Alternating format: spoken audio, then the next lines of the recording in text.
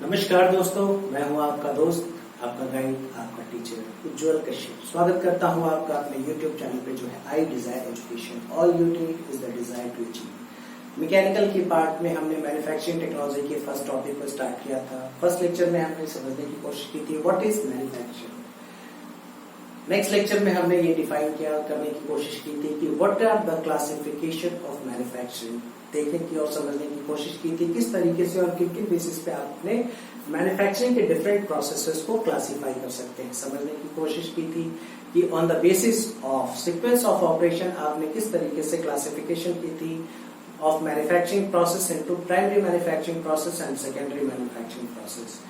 एक फर्दर दूसरी क्लासिफिकेशन हमने देखने की कोशिश की थी इस बेसिस पे कि आप जो वर्क पीस ले रहे हो उसमें अपने वर्क पीस में दूसरे मटेरियल की एडिशन कर रहे हो, सब्सट्रैक्शन कर रहे हो, या उनकी जो वॉल्यूम है वो अप्रोक्सीमेटली कांस्टेंट रह रही है। और आपने डिफाइन किया था additive manufacturing, additive processes, subtractive process and zero processes. आइए अपने पहले मेजर पार्ट को स्टार्ट करने और समझने की कोशिश करते हैं कास्टिंग, जिसे आपने क्लासिफाई किया था under the primary manufacturing process. Primary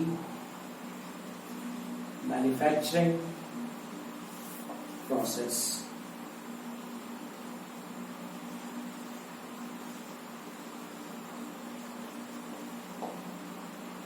बात करेंगे कास्टिंग की, समझने की कोशिश करेंगे कास्टिंग के बेसिक कॉन्सेप्ट क्या है, इनके स्टेप्स क्या क्या फॉलोड होते हैं।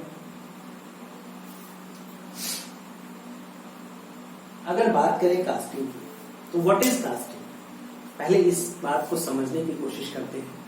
कास्टिंग बेसिकली एक प्रोसेस है जहां आप अपने लिए एक pre defined mould cavity create करते हो। अपने प्री डिफाइंड मोल्ड कैविटी में आप मोल्टेन मेटल को पोर करते हो और अपने टाइम देते हो थोड़ी सॉलिडिफाई होने के लिए। आफ्टर सॉलिडिफिकेशन आप इनकी रिमूवल करते हो from casting mould, the prepared mould you have form, और कुछ फिनिशिंग ऑपरेशन के बाद आपकी जो फाइनल प्रोडक्ट है वो प्रिपेयर होती है to be sold in the market. तो आइए बेसिक डेफिनेशन समझते हैं कास्टिंग की।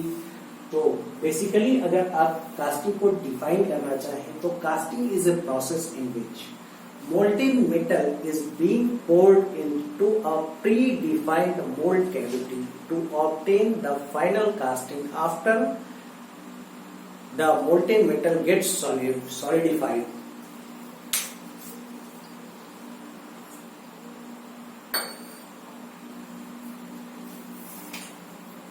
मतलब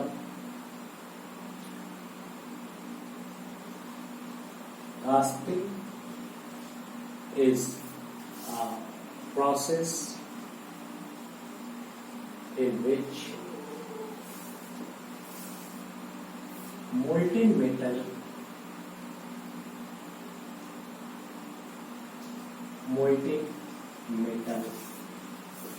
is poured into a predefined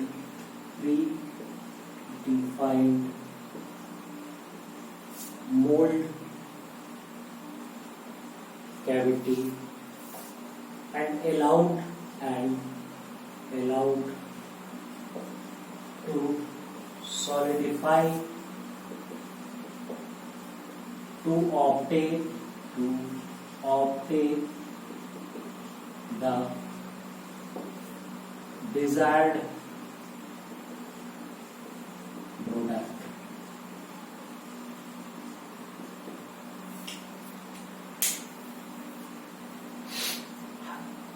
अब एक बात समझने की कोशिश कीजिए कि जितने भी अवेलेबल मैन्युफैक्चरिंग प्रोसेसेस हैं उन सारे अवेलेबल मैन्युफैक्चरिंग प्रोसेसेस के साथ कुछ पॉजिटिव एस्पेक्ट्स कनेक्टेड हैं और कुछ नेगेटिव एस्पेक्ट्स कनेक्टेड हैं। मतलब उनकी कुछ एडवांटेजेस हैं और कुछ डिसएडवांटेजेस हैं। तो आइए समझने की कोशिश करते हैं कि व्हाट आर द एडवांटेजेस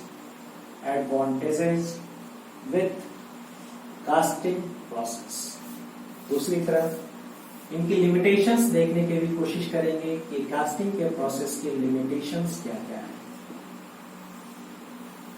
अगर पॉजिटिव एस्पेक्ट्स की बात करें और एडवांटेजेस की बात करें तो मैन्युफैक्चरिंग में कास्टिंग प्रोसेस की एक बहुत बड़ी एडवांटेज है कि आप हाईली कॉम्प्लेक्स प्रोडक्ट को डायरेक्टली कास्ट कर सकते हैं। मतलब complex products can be casted. दूसरी तरफ अगर सेकेंड एडवांटेज की बात करें तो शेप एंड साइज की फ्लेक्सिबिलिटी काफी ज्यादा होती है आपके कास्टिंग के प्रोसेस में। Higher flexibility of shape and size. अगर बात करें कि कौन कौन सी मटेरियल को आप कास्ट कर सकते हैं, तो मटेरियल कास्ट करने के लिए कोई ऐसी पर्टिकुलर लिमिट नहीं है आपके कास्टिंग के प्रोसेस में। आप किसी भी तरीके की मटेरियल को कास्ट कर सकते हैं। Any metal, any non metal और any alloy, you can cast it in the process of casting. Higher flexibility, all materials can be used for this process। अगर बात करें कुछ लिमिटेशंस की, तो कास्टिंग की एक लिमिटेशन ये है कि सरफेस फिनिश की जो वैल्यू ऑब्टेन होती है आफ्टर कास्टिंग, ये थोड़ी पुअर होती है with respect to some other processes. Surface finish is poor. कुछ और लिमिटेशंस की अगर बात करें, तो अगर मैकेनिकल प्रॉपर्टीज की आप बात करें, तो limitations of mechanical properties are there for the process of casting। क्योंकि अगर एक प्रोडक्ट है जिसे आपने कास्टिंग से बनाया, अगर ये कास्टिंग प्रोडक्ट है, और दूसरी तरफ आपने एक प्रोडक्ट है जो आपने फॉर्जिंग से बनाया, forging product,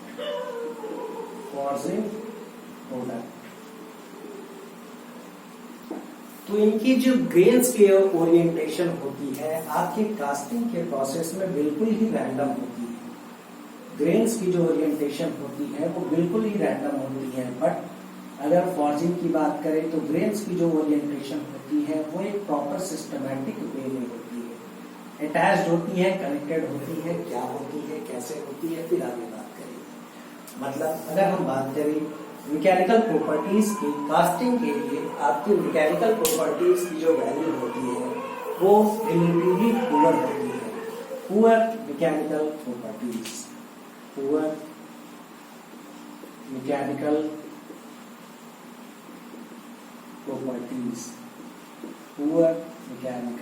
properties.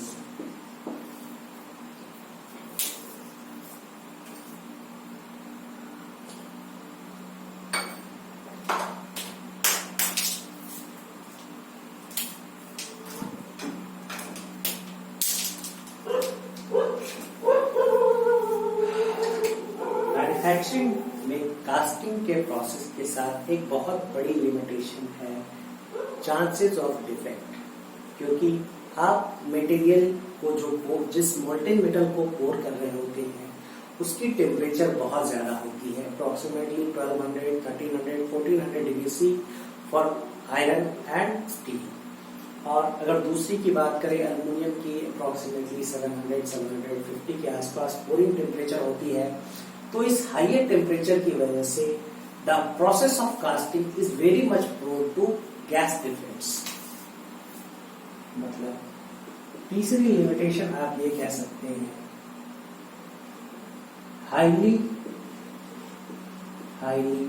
Prone to defects.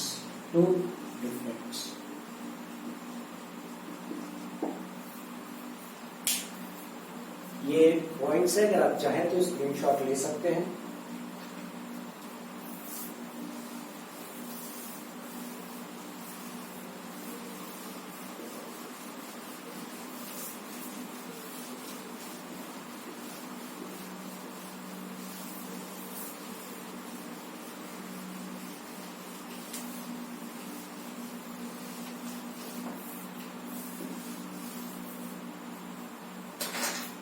आइए थोड़ी बात करते हैं कि कौन कौन से स्टेप्स इन्वॉल्व होते हैं आपके कास्टिंग के प्रोसेस में। मतलब हम लोग देखने जा रहे हैं steps to be follow for casting. Steps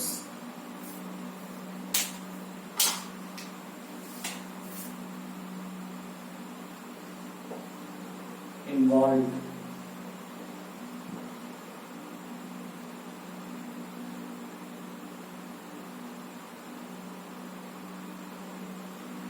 देखिए, अगर कास्टिंग के स्टेप्स की हम लोग बात करें तो पूरी की पूरी प्रोसेस, कास्टिंग की पूरी प्रोसेस में 4 स्टेप्स इन्वॉल्व है। Step 1 steps. पहली स्टेप है आपकी pattern making. Pattern making, pattern making.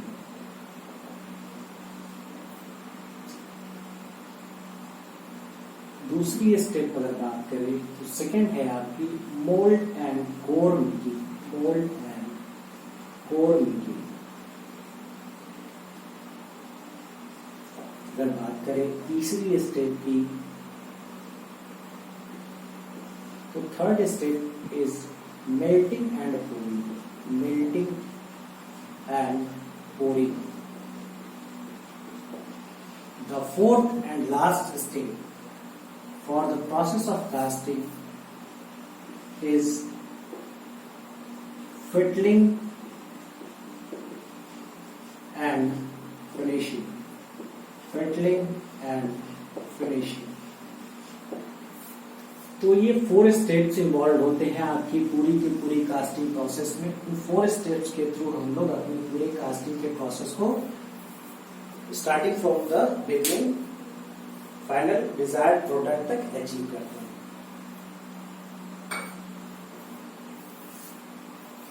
आइए बात करते हैं पहले स्टेप की, pattern making. Pattern making.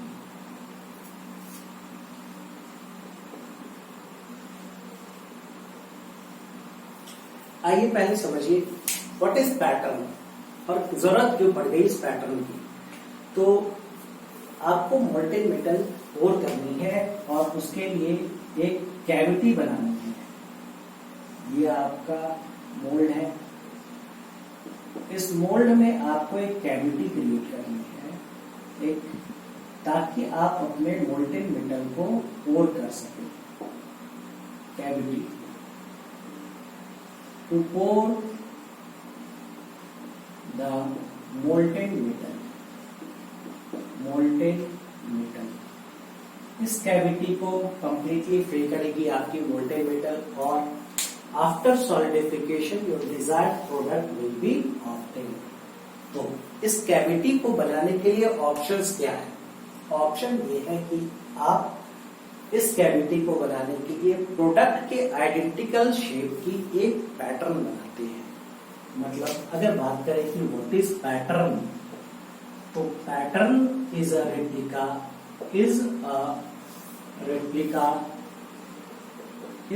replica of product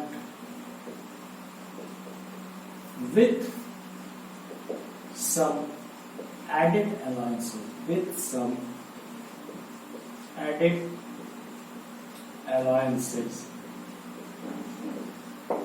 अब ये allowances क्या चीज है और क्यों आगे बीच में, चलिए समझने की कोशिश करते हैं। आपने मोल्टेन मेटल को पोर करना है इस मोल्ड कैविटी में। आपने मोल्ड कैविटी बनाई और आपको पोर करनी है आपकी molten metal into the mould cavity. अगर मोल्टेन मेटल आप डाल रहे हो, अगर मोल्टेन मेटल इस कैविटी में आप डाल रहे हो, तो मोल्टेन मेटल की टेम्परेचर क्या होगी? मतलब टेम्परेचर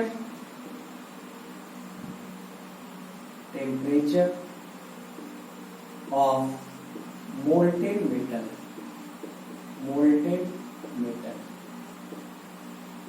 अगर बात करें आयरन की, तो आप समझते हो कि अप्रोक्सीमेटली 1250 के आसपास इसकी मेल्टिंग पॉइंट होती है, एमपी होती है 1250 के आसपास। मतलब जिस टेम्परेचर पे आप पोर करेंगे अपने मोल्टेन मेटल को इस गोल्ड कैविटी में, वो approximately that will be more than 1250, either equal to 1300 or 1350 whatever, but that is not less than 1250. अगर एटमॉस्फेरिक टेम्परेचर की बात करें तो एटमॉस्फेरिक रूम टेम्परेचर आपकी अप्रोक्सीमेटली 30 डिग्री सी, ठीक है। ये वेरिएशन कितनी हो गई? ये वेरिएशन हो गई approximately 1220 degree. Delta T change in temperature will be approximately 1220 degree C. मतलब आप इस बात को समझ रहे हैं कि अगर किसी मेटल के पीस को हीट करते हैं तो it will be showing a property of thermal expansion. मतलब अगर इस टेम्परेचर डिफरेंस की वजह से अगर हम उसके थर्मल एक्सपेंशन की बात करें तो वो काफी ज्यादा होगी। और आपको जो प्रोडक्ट चाहिए उसकी शेप एंड साइज तो डिजायर्ड है और उस अकॉर्डिंग आप पैटर्न बनाएंगे, बट पैटर्न से जो कैविटी बनेगी और जहां पे आप मोल्टेन मेटल पोर करेंगे उसकी टेम्परेचर क्या होगी? अप्रोक्सीमेटली 1250 और 1300 डिग्री। मतलब अगर टेम्परेचर डिफरेंस की बात करें तो approximately 1200 to 1300 degree C will be the temperature difference of molten metal and your atmosphere. मतलब यहां होगी थर्मल एक्सपेंशन।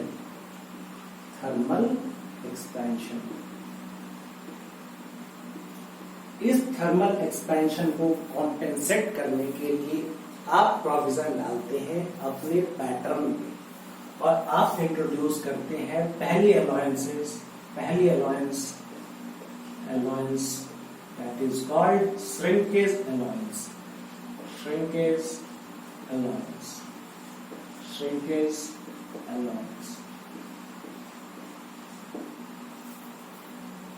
उम्मीद है ये चीजें क्लियर हैं कि थर्मल एक्सपेंशन को कॉम्पेंसेट करेगी आपकी श्रिंकेज अलायंस। अब क्या कोई और भी अलायंसेस हैं? बिल्कुल है, ठीक है।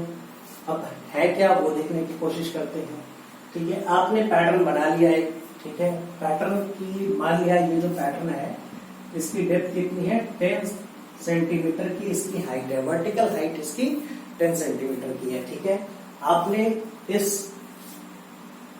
फ्रेम के अंदर अपने पैटर्न को प्लेस किया और सैंड कास्टिंग करने की कोशिश आप कर रहे हैं और सैंड कास्टिंग करने के लिए आप मोल्डिंग सैंड के मिक्सचर इस पैटर्न के चारों ओर डाल के उसकी रैमिंग स्टार्ट करते हैं, ठीक है। ये सारे टर्म्स क्या हैं धीरे धीरे क्लियर हो जाएंगे, सारी चीजें क्लियर हो जाएगी। तो जैसे ही आप सैंड मिक्सचर डाल के रैम करने की कोशिश करते हैं तो ये जो बाहर की यहाँ पे सैंड मिक्सचर प्रेजेंट है ये थोड़ी स्ट्रेंथ ऑब्टेन करती है क्योंकि हम यहाँ बाइंडर डालते हैं, ठीक है। यहाँ जो सैंड मिक्सचर है इसमें एक स्ट्रेंथ आती है, सैंड मिक्सचर जो है ये एक स्ट्रेंथ डेवलप करती है, ठीक है। तो जब आप अपने पैटर्न को रिमूव करने की कोशिश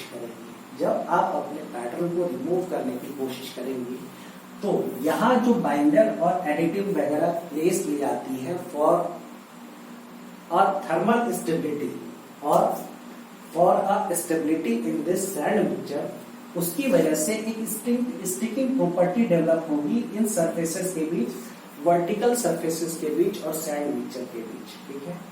तो अब ऑप्शन ये है कि अगर आपने पैटर्न में कुछ इस तरीके की शेप क्रिएट कर दी, फॉर एग्जांपल ये आपकी पैटर्न है और ये वर्टिकल हाइट है और वर्टिकल हाइट पे अगर आपने इस तरीके की एक पैटर्न क्रिएट कर दी, एक शेप क्रिएट कर दी, ठीक है, तो क्या होगा? अगर आपका अपर लेयर आसानी से निकल गया तो lower layer will be having lower dimension. मतलब अगर इस पॉइंट को आप थोड़ा बाहर रिजेक्ट कर लेते हैं तो इसके नीचे की पॉइंट जो होगी यहाँ पे स्पेस आ जाएगा, ठीक है, और ये आसानी से इजेक्शन होगा। मतलब आप इंट्रोड्यूस कर रहे हैं दूसरी अलॉयंस अपने पैटर्न में, जिसे आप कहेंगे ड्राफ्ट अलॉयंस।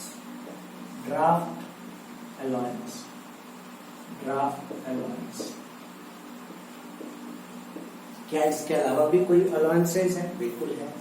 क्या है? अब देखिए, ये समझने की कोशिश कीजिए कि ये जितने सैंड मिक्सचर है, सैंड मिक्सचर में सैंड के ग्रैन्युल्स होंगे, ठीक है। अच्छी रैमिंग के बाद सरफेस फिनिश की वैल्यू थोड़ी ठीक हो जाती है, बट स्टिल सैंड के जो पार्टिकल्स होते हैं वो इन पार्ट पे कभी कभी स्टिक कर जाते हैं। ये जो आउटर सरफेस है कास्टिंग की, वहां स्टिकिंग हो जाती है और आपकी मार्केट में ये प्रोडक्ट बेचने में आपको परेशानी हो सकती है। मतलब करेंगे क्या? करेंगे सरफेस फिनिश की वैल्यू को इम्प्रूव करने के लिए, अपने प्रोडक्ट के एस्थेटिक वैल्यू को इम्प्रूव करने के लिए आप मार्केट में सेल करने से पहले करेंगे इस प्रोडक्ट की मशीनिंग। तो इस मशीनिंग को करने के लिए मटेरियल एक्स्ट्रा होना चाहिए ताकि आपका प्रोडक्ट डायमेंशन से छोटा ना हो जाए। मतलब आप इंट्रोड्यूस करेंगे तीसरी एलॉयंस, जिससे हम लोग कहेंगे machining एलॉयंस। Machining एलॉयंस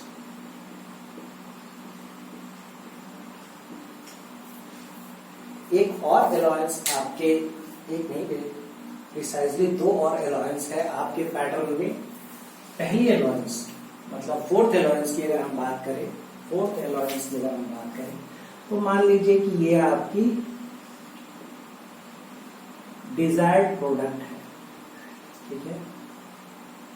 due to some error, कुछ ऐसी फ्लूइडिटी की प्रॉब्लम हुई आपके मटेरियल में, आपने जब पोलिंग की तो थोड़ी प्रॉब्लम हो गई, क्योंकि ये है तो सैंड ही, ठीक है। और सैंड की स्ट्रेंथ है, कुछ होती है बट बहुत ज्यादा नहीं होती है। मतलब किसी वजह से ये जो है इसकी शिफ्टिंग हो गई इस तरीके से। अब आपका जो प्रोडक्ट आपने ऑब्टेन किया आफ्टर कास्टिंग, ये कुछ ऐसी हो गई, ठीक है। और आपको ये कैविटी यहाँ, मतलब यहाँ पे एलिवेटेड पार्ट चाहिए था, ये चाहिए था और रिक्वायर्ड ये था और प्लेस ये हो गया। मतलब आपके प्रोडक्ट की हो गई डिस्टॉर्शन।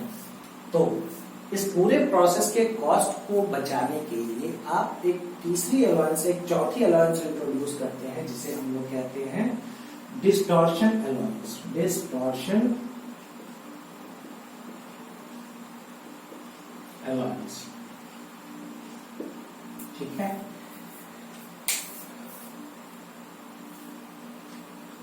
अब एक और अलाउंस है, लास्ट अलाउंस। ये क्यों है ये आप समझिए, ठीक है। मान लीजिए ये आपकी पैटर्न है, आपने एक बॉक्स लिया, बॉक्स में आपने इस पैटर्न को ऐसे प्लेस किया, ठीक है। और पैटर्न को प्लेस करने के बाद आपने सैंड मिक्सचर डाल के इसकी रैमिंग कर दी, ये रैम हो गया, ठीक है। और आप निकालने की कोशिश कर रहे हैं अपने पैटर्न को बाहर। You are trying to eject your pattern outside from the molding box, ठीक है।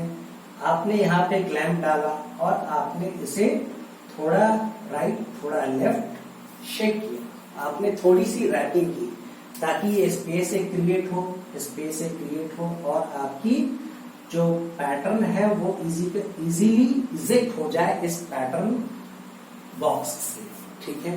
तो आपने इंट्रोड्यूस किया, अब ये क्या हुआ, ये आपकी रिक्वायर्ड ये थी और आपने शेप किया तो आपकी शेप थोड़ी बड़ी हो गई। मतलब एक लास्ट अलाउंस आप अपने पैटर्न में इंट्रोड्यूस करते हो, जिसे कहते हैं रैपिंग और शेक अलाउंस।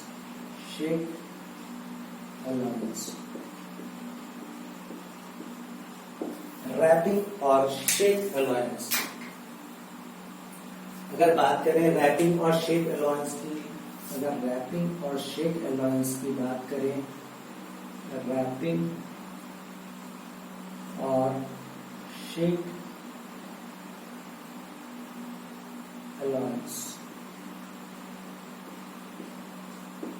आपने देखा कि रैपिंग और शेक अलाउंस की वजह से आपकी जो वॉइड है, आपकी जो स्पेस है, डिजायर्ड कैविटी है, इसकी साइज बढ़ गई। मतलब आप जो रैपिंग अलाउंस कंसीडर करेंगे for your pattern, for designing your pattern, that will be a negative allowance. मतलब रैपिंग जो है वो आपकी, रैपिंग या शेक अलाउंस जो है वो है एक नेगेटिव अलाउंस।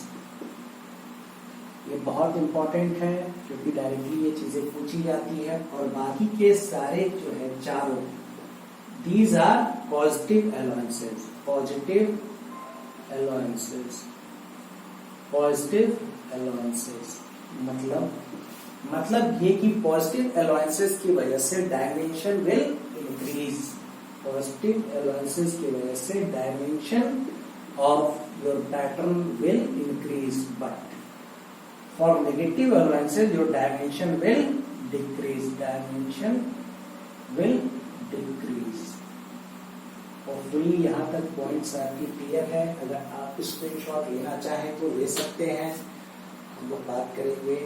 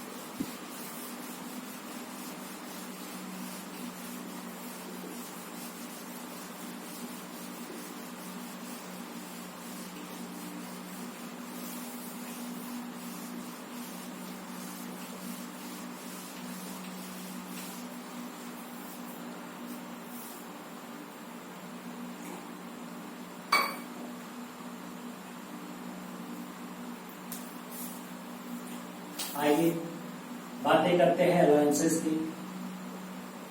अलाउंसेस की बात करते हैं। पहली बात करते हैं श्रिंकेज अलाउंस की। श्रिंकेज अलाउंस की समझने की कोशिश करते हैं इस अलाउंस के बारे में एक ग्राफ से।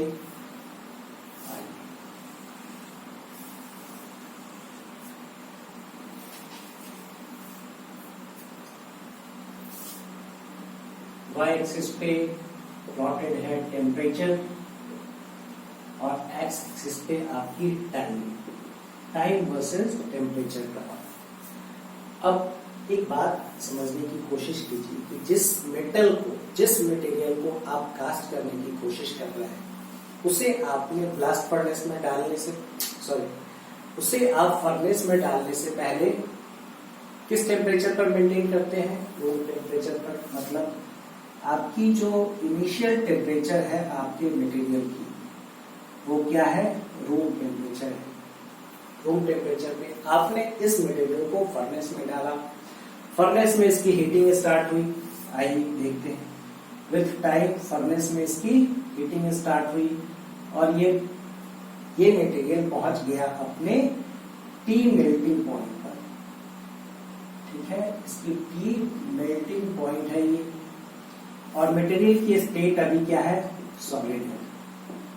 अब जब फर्दर हीटिंग होगी, आपने फर्नेस को ऑन कर रखा है और फर्दर हीटिंग होगी तो फेज चेंज होगा, मतलब टेम्परेचर कांस्टेंट रहेगा और आपकी मटेरियल पहुंच जाएगी लिक्विड स्टेट पे। ठीक है, अब देखिए एक इंपॉर्टेंट बात है, समझने की कोशिश कीजिएगा। ठीक है, ये आपकी है मोल्ड कैविटी जिसमें आपको अपने मोल्टेड मेटल को पोर करना है। ठीक है, ये आपकी मोल्ड कैविटी आपने बना रखी है, मोल्डिंग बॉक्स है और यहाँ कहीं आपका फर्नेस है। ये है आपकी फर्नेस, जहां आपने फर्नेस है, जहां आपने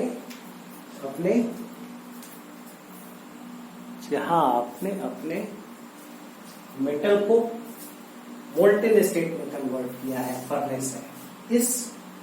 इस मोल्डिंग बॉक्स से इस फर्नेस की कुछ तो डिस्टेंस होगी, मान लेते हैं 2 मीटर ही डिस्टेंस है। ठीक है, 2 मीटर डिस्टेंस है। अब फर्नेस की टेम्परेचर कितनी है? फर्नेस की टेम्परेचर है, मान लेते हैं अप्रोक्सीमेटली 1300 डिग्री सी। इस रूम की टेम्परेचर क्या है? इस रूम की टेम्परेचर है अप्रोक्सीमेटली 30 डिग्री सी। ठीक है, आपको मोल्टेन मेटल क्या चाहिए?